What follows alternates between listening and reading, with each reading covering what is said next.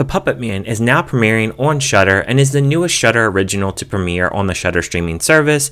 How does this film fare? Is it okay? Is it worse than some of the other Shudder originals that I've seen lately? Or is it better than some of the Shudder originals that I've seen lately? Well, let's discuss it.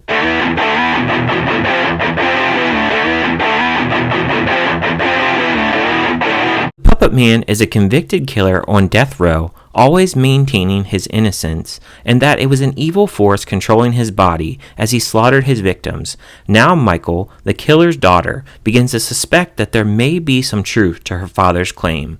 The film stars Michal Paré, Alyson Gorske, Caryn Richman, Angel Prater, Jayson Therrien, Zachary, Anna Telfer, and Cameron Wong, and was directed by Christensen, and he's done films like Z and Superhost. As I do with any Shudder film, I know nothing about these films and I go into them completely fresh.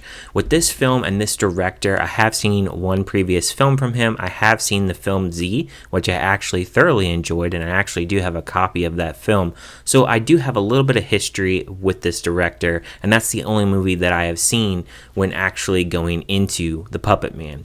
Positives that I can say about this film is I do think that this film has a great opening. There is a great stabbing scene within the opening that really opens up the movie, and as known as the Puppetman, you have the father here who eventually stabs his wife, and he is on death row, and that opening really made the film feel like, yeah, I'm really into this, and I think this is going to be a good movie, so I definitely give the film props for that.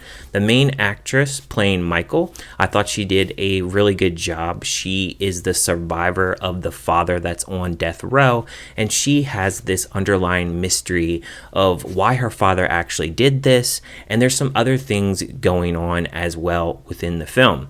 Also, the kills in this film are actually done really well. I was very surprised at the kills in this film. I thought they performed them very well. I thought they were very well executed, and I was very interested when those kills are on screen. Before each kill as well, I did like when they actually get frozen and they can't actually do anything and they're actually being controlled in that point in time.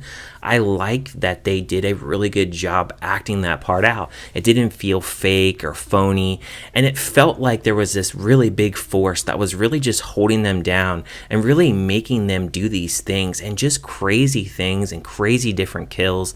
It really made the movie feel interesting at those points in time. The film, it does suffer in pacing, and it spends a lot of times with these different characters.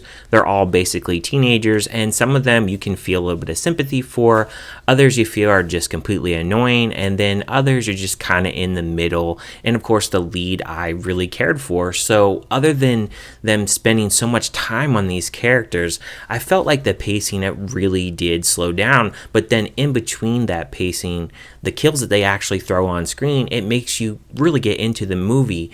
But then it really does suffer from the fact that it starts to become very predictable, and that really brings the film down, unfortunately, because once you start getting to that predictable kind of realm, it just gets a little bit kind of boring in the middle. And then when you get into the final act, I wasn't exactly checked out of the film, but I just felt like the film felt very mediocre to me. Just didn't lighten up to really getting very exciting. I just was like, okay, this is coming. I know this is coming. You have a good kill here or there, in between all the little action and such. And then, of course, you have other characters that you just really hate in this film. And you're like, I hope they have a gruesome death, in which some of them do, which is like, okay, great. We don't have to deal with that character again. But then you just have elements in this film where you're into some of like the demon-like things they put in here, some of the supernatural things they put in here. But I feel like there was a point in this film where they did get into the supernatural point, where they spent a lot of time within the supernatural point of the film. And I felt like it really did bog down the film a little bit. The film, it does feel like it's a lot longer than it is. It's about 90 minutes total. And I just felt like overall pacing in this film, it really suffered. And the fact that it was predictable, it really just made me feel like the film was just an okay film in the end. So as far as a score for this film, I would only give this a 2.5 out of 5. It's a watchable film. It has some moments where I don't think it's really necessarily scary for me, just watching a lot of horror films overall. But I do feel like the kills, they can be very effective. I think the main actress, you really care about her character and where she is going, especially the relationship with her father. I think all of that is there where you have a little bit of care of what's going on. And it's not something that it's unwatchable or you just feel it's an absolutely horrible film. And, you know, it all makes sense, which is really great, of course. But because it is very predictable and it doesn't really have much to really learn about certain things going on, it's just a mediocre film to me. And that's why I give it a 2.5 out of 5. But let me know down in the comments, what did you think about The Puppetman? Did you like it? Did you hate it? Did you just think it was kind of meh? And if you haven't checked it out yet, is it something that you're going to check out on Shudder? Thank you guys for watching this review, and I will see you guys on my next review.